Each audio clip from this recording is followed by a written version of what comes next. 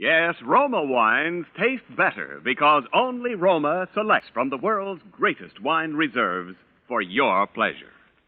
And now, Roma Wines, R-O-M-A, Roma Wines present Suspense. Tonight, Roma Wines bring you Miss Anne Baxter in Always Room at the Top, a suspense play produced, edited, and directed for Roma Wines by William Spear. Suspense, radio's outstanding theater of thrills, is presented for your enjoyment by Roma Wines. That's R-O-M-A, Roma Wines. Those better-tasting California wines enjoyed by more Americans than any other wine. For friendly entertaining, for delightful dining. Yes, right now, a glassful would be very pleasant, as Roma Wines bring you Anne Baxter in a remarkable tale of Suspense.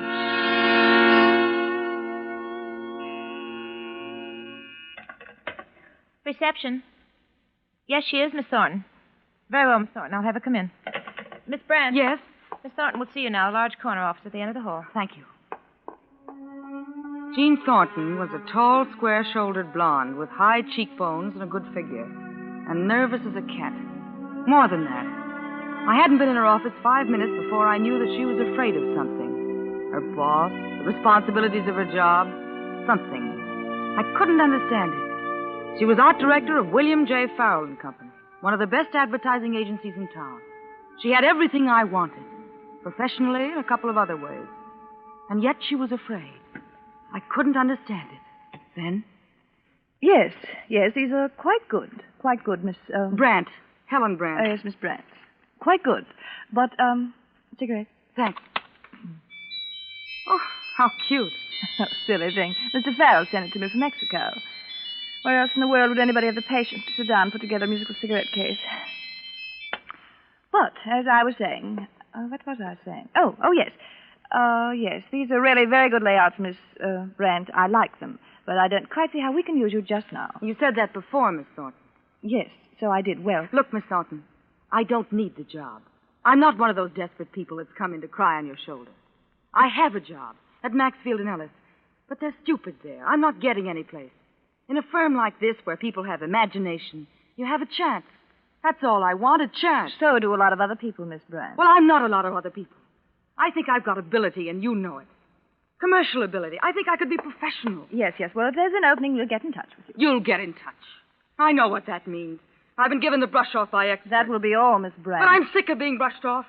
I've got ability, as much as you have and maybe more, and I'll show you. Miss Brandt, will you leave my office, or shall I have you thrown out? All right, Miss Thornton. Good day.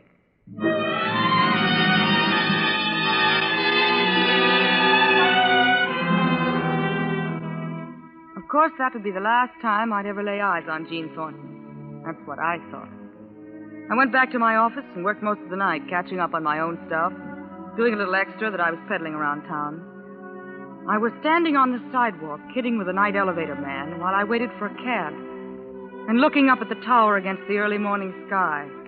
That dark tower, 36 floors above the street, and 3 blocks up the avenue, where the William J. Farrell Agency had their offices, and where I'd have given my right arm to be working. You'll miss all your beauty sleep working this late, Miss Brandt. Now, Charlie, who says I need beauty sleep? Oh, you don't. I like to work at night. It's quiet. Think of all the sunrises I see. Look at that sky. Yeah, it's going to be a nice day, I guess. Look! I saw the body falling and the scream came to us at the same moment. We stood there frozen, horrified, fascinated.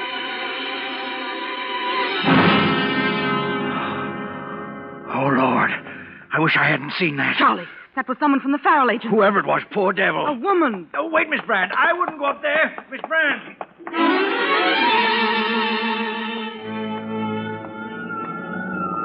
Even by the time I got there, a patrol car had appeared out of nowhere, the way they will in this town, and the usual crowd of early birds and night owls standing around gawking. They were trying to cover it up with a blanket. All right, stand back. Stand back there. Who is it? No, you couldn't tell anyway. A woman. I wanted to look, but I couldn't. A cop was picking up stuff that had rolled out of a handbag into the street, going through it methodically, opening things up. And then heard it, and I didn't have to look. I knew.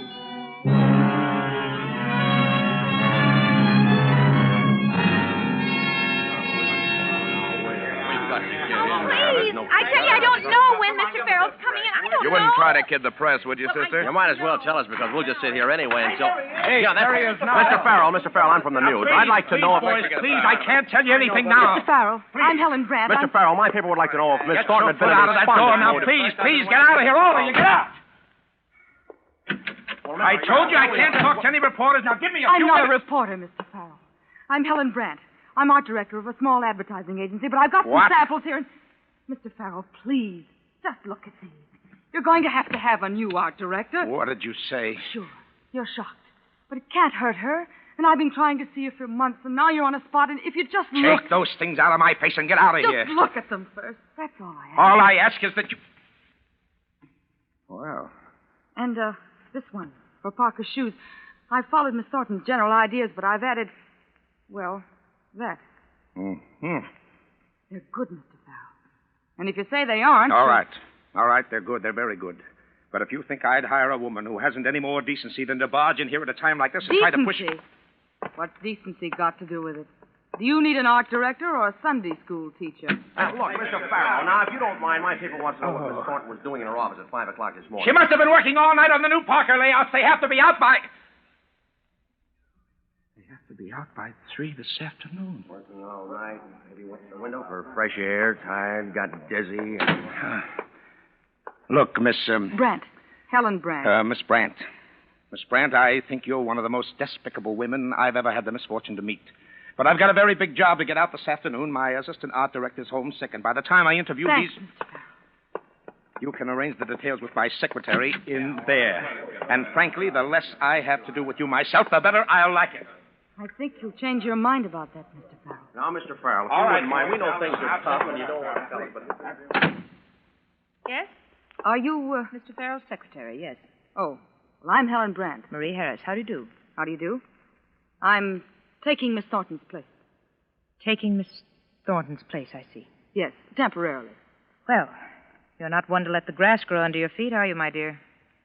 Mr. Farrell said I could arrange the details with you. To be sure. I expect you'd better make out one of our regular employment forms. Oh, thank you. Temporarily, you said. Yes. Still, doesn't it feel a bit odd to be filling a dead woman's shoes that are hardly cold, so to speak? I don't see anything so odd about it, Miss Harris. Somebody would have to. No, of course you wouldn't.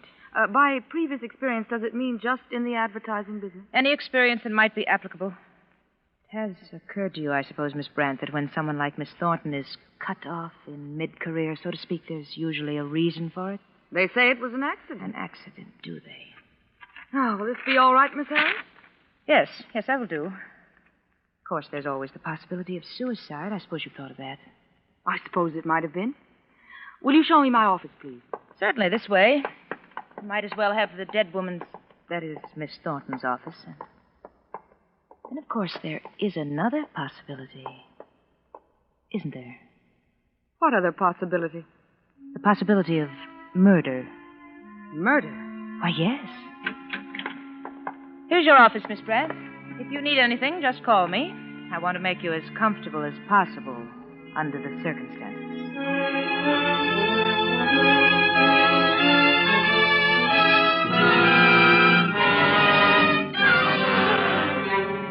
For suspense, Roma Wines are bringing you Ann Baxter in Always Room at the Top. Roma Wines' presentation tonight in radio's outstanding theater of thrills, Suspense.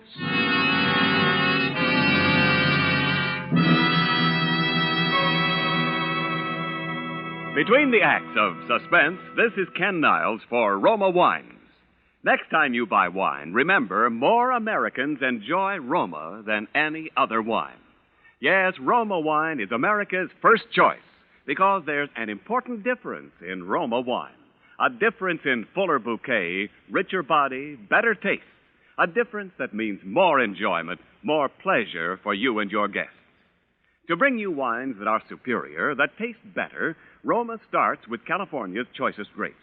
Then Roma master vintners with America's finest winemaking resources guide this choice grape treasure unhurriedly to tempting taste perfection. Later, along with Roma wines of years before, these cuvées await selection from the world's greatest reserves of fine wines for your pleasure. That's what makes the difference in Roma wines. That's why Roma wines taste better every time. So for your best buy in good taste, insist on Roma wine. R-O-M-A. Roma, the greatest name in wine. And now, Roma Wines bring back to our Hollywood soundstage Anne Baxter as Helen Brandt, with Kathy Lewis as Marie and Wally Mayer as Bill Farrell in Always Room at the Top, a tale well calculated to keep you in suspense.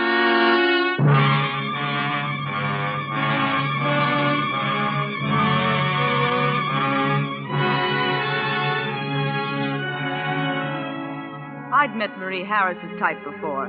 Jealous of her authority as the boss's secretary, resentful of every newcomer, and determined to make them uncomfortable. So it was only natural for her to resent someone like myself, a total stranger, who walked into the job of art director for one of the best advertising outfits in town, the William J. Farrell Agency. And even though Mr. Farrell had said temporary, I knew that I had the job. I knew it before the first campaign was over. I was in. And then, one night, the first of those funny little things began to happen. I was just taking off my hat and coat when I saw it there on my desk. A picture. A big framed picture of a dead girl, Jean Thornton. And written across the face of it, it said, "Bill, darling, to the swellest guy and the swellest boss any girl ever had." Admiring your predecessor, Miss Brandt? Where did that come from? I'm sure I haven't the faintest idea. It wasn't there when I left last night. Somebody put it there. Possibly some well-wisher, Miss Brandt, some sincere well-wisher. As a sort of warning. A warning of what? What are you driving at? Miss Thornton and Mr. Farrell were quite close at one time. And what's that got to do with me? You know what happened, Miss Brandt, to Miss Thornton? Look, Marie. Are you hinting that female art directors in this office have a habit of falling for the boss and then falling out the window? I'm not hinting anything, Miss Brandt. You asked me for an explanation of how the picture got there. I've given you one. Doubtless it is far-fetched. Certainly it must seem so to you. It's crazy. Of course. Will that be all, Miss Brandt? Listen, Marie. Let's you and I cut out the formality and let down our hair. Is there anything around here that I, ought to know? I'm sure I don't know what you mean, Miss Brandt. All right. The girl who used to have my job is dead. You've been hitting around enough about it. Is there anything that you know that I don't? Now, is that plain enough? Quite. I can only say that I have not hinted at anything. I have perhaps engaged in certain idle speculations on matters which were better left as they are. That's all. Okay, Marie. But the way things look now, I'm liable to be around here for quite a while. Oh, I should think it likely. And you and I ought to learn to get along. You'll have no trouble getting along with me, Miss Brandt. But you mean I may with him? I can only say, Miss Brandt, as your sincere friend. And well-wisher? Yes. That you're working for a man who's subject to singularly strong enthusiasms. Sometimes these enthusiasms are apt to be carried to extremes. It is essential to appreciate this in dealing with Mr. Farrell. I don't suppose this picture gag would be one of Mr. Farrell's little enthusiasms. Under the circumstances, I should think it most unlikely. And it wouldn't be one of yours, my little well-wisher. No, Miss Brandt, it would not.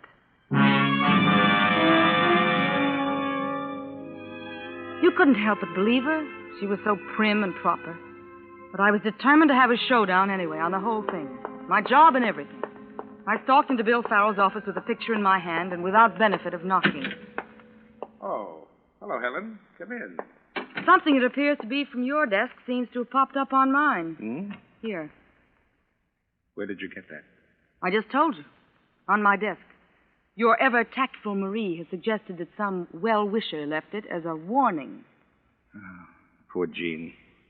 She gave me that when... That explanation still seems to leave several questions unanswered, Mr. Farrell. Look, Helen, you'll hear a lot of funny things in this office, like any other office. But take my word for it, they don't mean a thing. Just do your job the way you've been doing it, and you'll be all right. How right is that? You like the job, don't you? I like the work. I haven't got the job. Do you want it? What do you think? Well, you've certainly earned it, Helen. Will you stop beating around the bush? Am I the new art director of the William J. Farrell Agency or not? All right, you are. You are hereby officially the new art director of the William J. Farrell Agency. From this day forward until... Until what? As long as you want the job, Helen. Until death do us part, is what he'd started to say.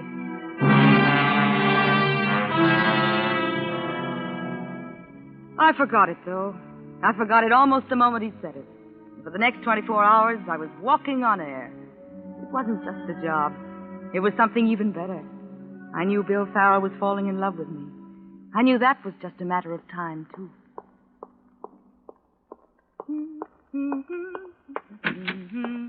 Morning, Marie. Mr. Farrell in? Not yet, Miss Brandt. I wish you wouldn't be so formal with me, Marie. Everybody calls everybody else by their first names around here except you. I'm used to more conventional methods in most things, Miss Brandt. Okay. Let me know when he comes in, though, will you? I want to see him. Yes, Miss Brandt.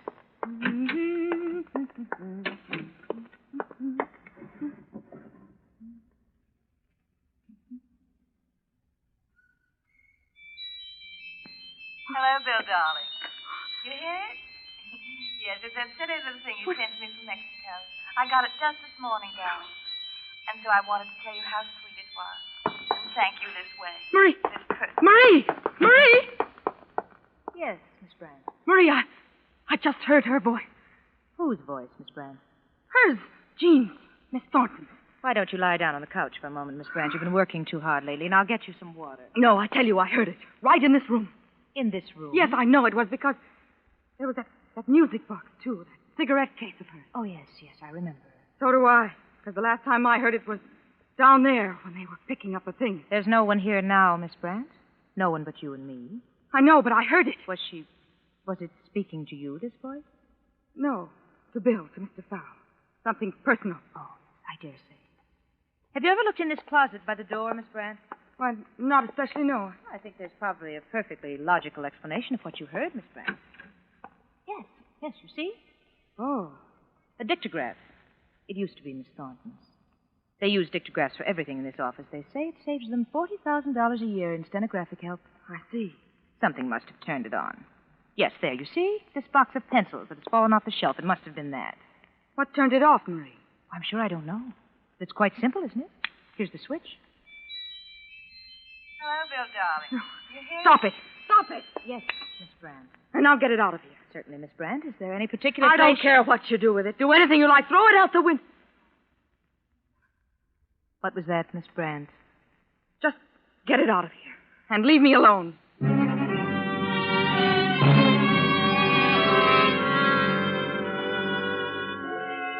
It's silly, I know that. It could have happened that way. It must have, just as Marie said.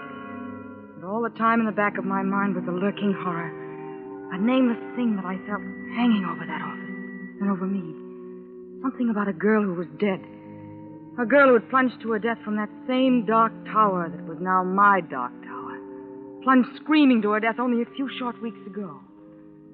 The next night, I had to work late again to make up. I'd been out to supper, alone. I was conscious of the light still burning in Bill's office when I got back. I wasn't particularly anxious to see him just then. To be truthful, I was avoiding him, I suppose. I'd been in my office about an hour and a half when the phone rang. I thought it was strange because I was certain that I'd asked to have my nightline disconnected. Out of habit, I picked it up to answer. Hello, Bill? Bill, is that you? Bill! Bill! Bill! What, Helen? What is it? Oh, Bill. Helen, darling. Here, tell me. Baby, what is it? What's happened? I heard her.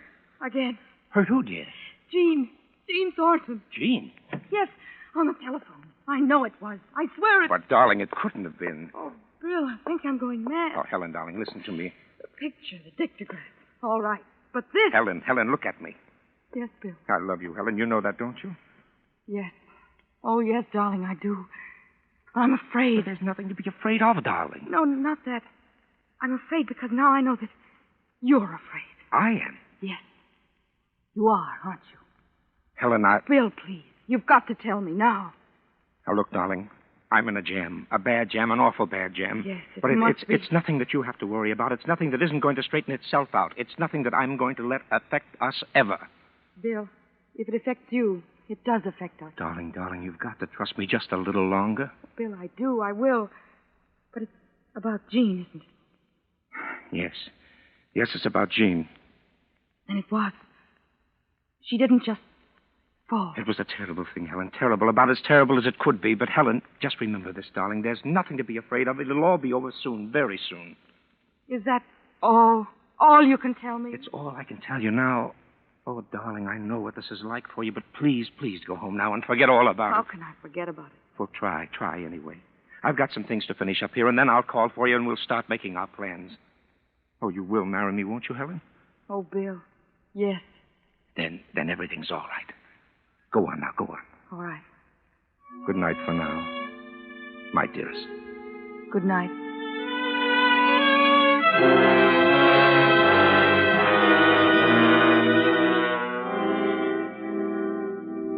I went out.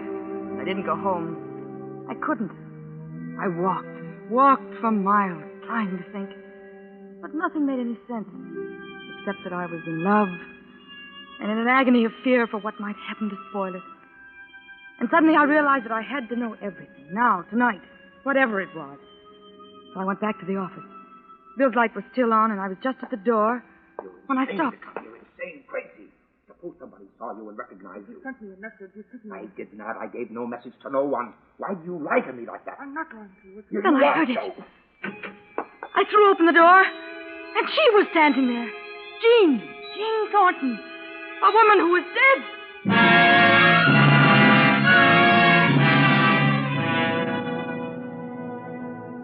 When I came to, I was lying on the couch in Bill's office. At first it seemed perfectly natural, lying there and Bill sitting beside me, holding my hands, and her there, Jean, standing over by the desk, talking to him. Well, what are you going to do about her? Do? What do you mean, do? You're going to have to do something. She knows, doesn't she? Or she will when she snaps out of it. I'm not going to do anything. I suppose you're in love with her. What if I am? Because it makes a difference, my sweet, to me. Bill? Oh, darling. Bill? Darling, it's all right. Is she really? Yes. Yes, it's Jean. But I saw her. That morning I saw her lying. That's what you were supposed to think. Then who? Just a girl.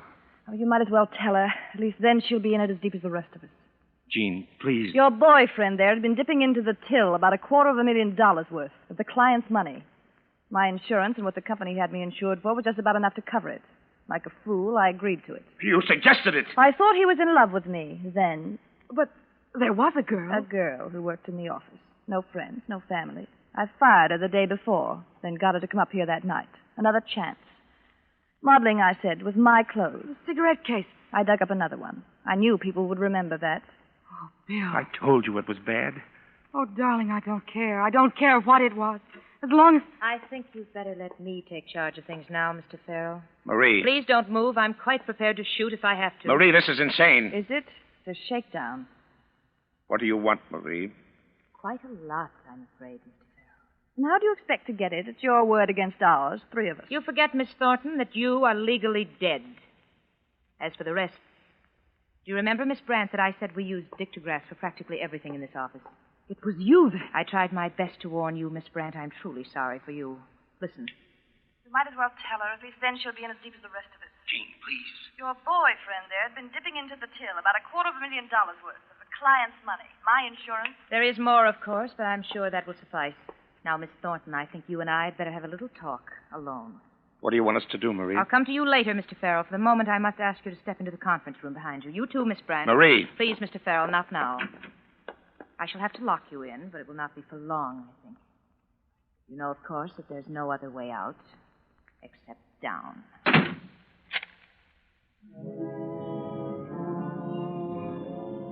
We stood there, huddled together by the locked door, but we could hear nothing. Until there was a sound like a window being opened, and then... Marie! Marie! Marie! Marie! Take them out now. What have you done to her? Miss Thornton has, shall we say, taken the easy way out. You mean you forced her? Very well, if you prefer. I'm sure it can make little difference now. You, Miss Brandt, I take it, are in love with Mr. Farrell, in spite of my warnings. Yes. Then I'm sure I can count on your silence, knowing the results to Mr. Farrell if you were to break it. Yes, anything. But I'm afraid your marital plans will have to wait. What do you mean? I think it's best this way for my own protection. Of course, if anything were to happen to Mr. Farrell, this way, everything would come to me. What would? How? The firm and the money. You see, Miss Brandt, Mr. Farrell is going to marry me.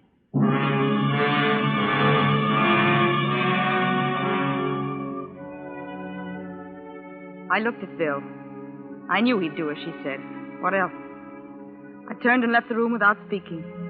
In my own office, I found the little automatic where lately I'd always kept it. When I came back, Bill was staring out the window, and Marie was making up her face from a little compact. They didn't even glance in my direction.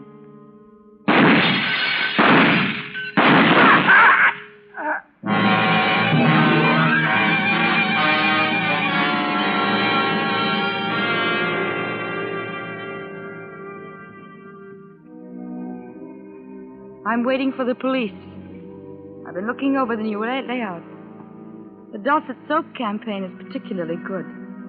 We did it together, Bill and I. The theme was a bride and groom.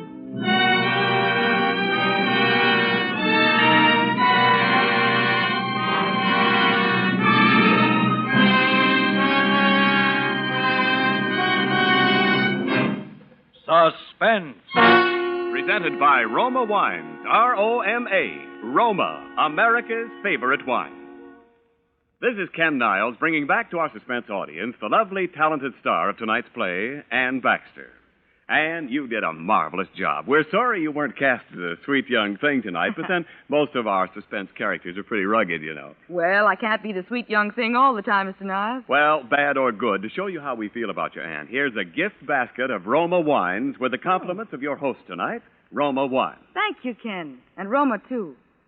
Let's see. Is there a Roma wine in my basket that goes with baked beans? It's a Saturday night favorite. Oh, positively, Anne. For a combination fit for a king, try this delicious Roma California Burgundy with old-fashioned baked beans. It's a tempting treat.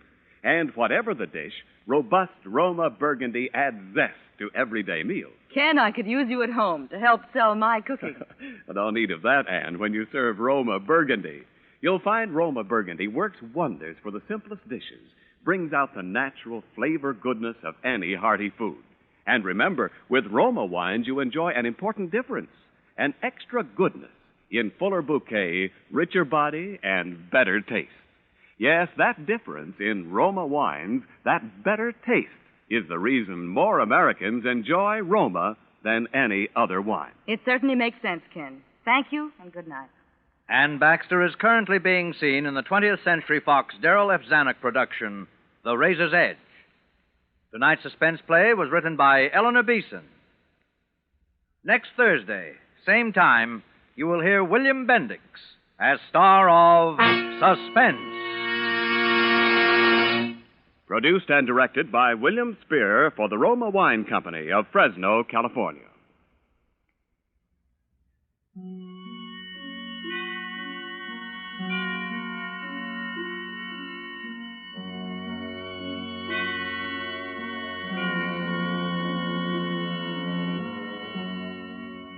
Until next week, enjoy more suspense thrills as compiled in Suspense Magazine. In the coming weeks, Suspense will present such stars as James Stewart, Eddie Bracken, Howard Da Silva, and others. Make it a point to listen each Thursday to Suspense, radio's outstanding theater of thrills.